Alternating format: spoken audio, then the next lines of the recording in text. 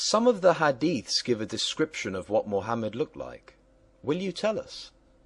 We are repeatedly told by Arabists that Muhammad was born in the light of recent history, implying full knowledge of him. Wrong, wrong, wrong.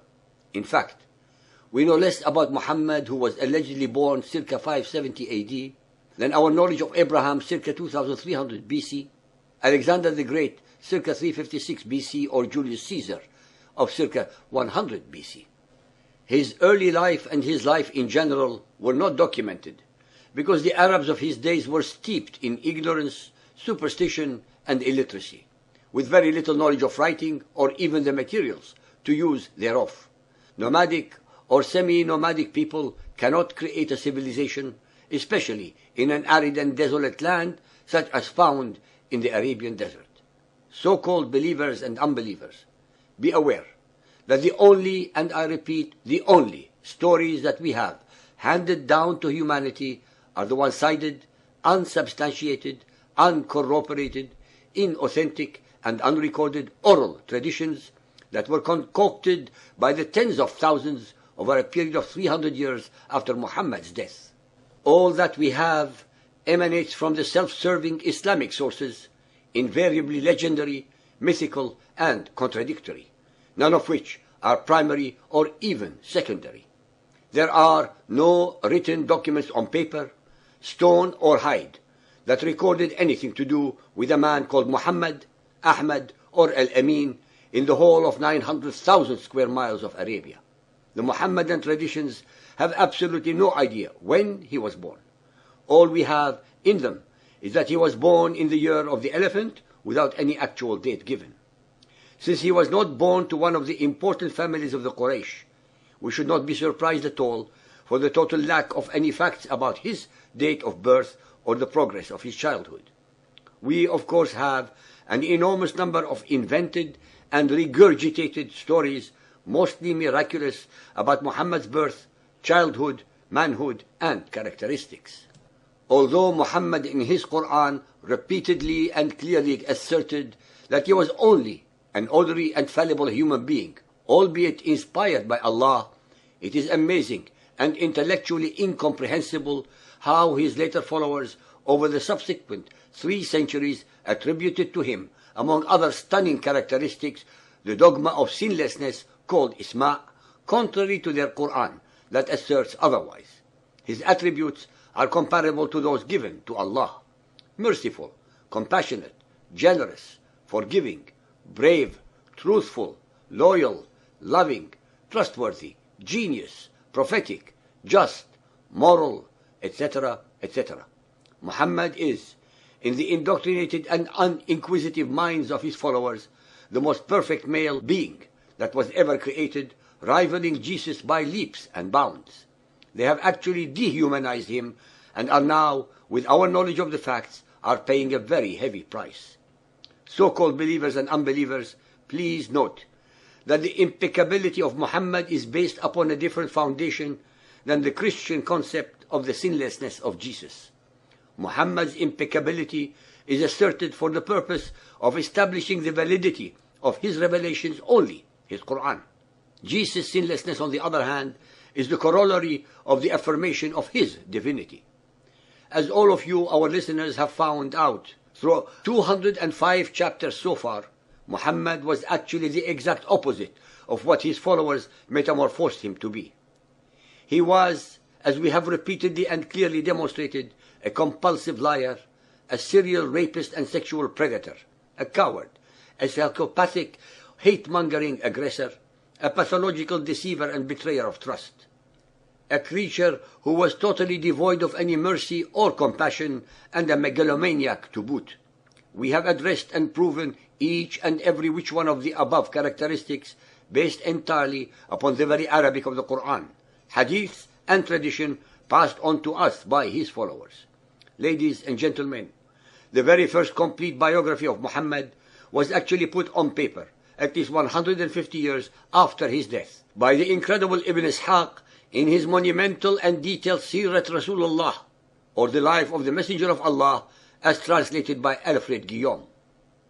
In fact, this book, which is available, should be a must-read by any of you who wants to know in detail Muhammad's demonic characteristics passed on to us not by an enemy of Muhammad or Islam, but in Arabic by one of his most ardent and loyal followers.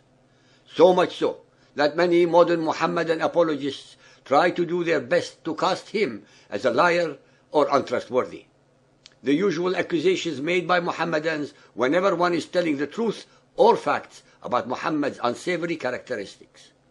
Also, be very aware of the fact that out of almost 1 million hadiths collected by Bukhari and Muslim and Tirmidhi hadiths, not even 10,000 are considered authentic or sahih. It is unfortunately in such a disgusting degree of mendacity and deception of Muhammad's alleged traditions that 1.4 billion of his followers base their faith into and extol so much actually leave a lot to be desired. Al-Tirmidhi Hadith 5791 narrated by Ali ibn Abu Talib. When Ali described the Prophet, he said, he was neither very tall nor excessively short, but was a man of medium size. He had neither very curly nor flowing hair, but a mixture of both. He was not obese. He did not have a very round face, but it was so to some extent. He was reddish white. He had wide black eyes and long eyelashes. He had protruding joints and shoulder blades. He was not hairy, but had some hair on his chest. And the palms of his hands and his feet were calloused. When he walked, he raised his feet as though he were walking on a slope. When he turned around, he turned completely. Between his shoulders was the seal of prophecy, and he was the seal of the prophets. He had a finer chest than anyone else, was truer in utterance than anyone else, had the gentlest nature and the noblest tribe. Those who saw him suddenly stood in awe of him, and those who shared his acquaintanceship loved him. Those who described him said they had never seen anyone like him before or since. If you Google Muhammad's characteristics, you will read the most astounding attributes about Muhammad that were ever bestowed on any human being in recorded history.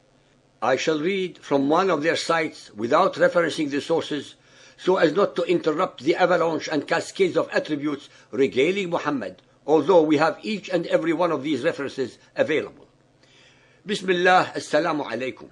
The following is the description of the physical characteristics and attributes of the best of creation, our most beloved Prophet Muhammad, peace and blessings of Allah be upon him.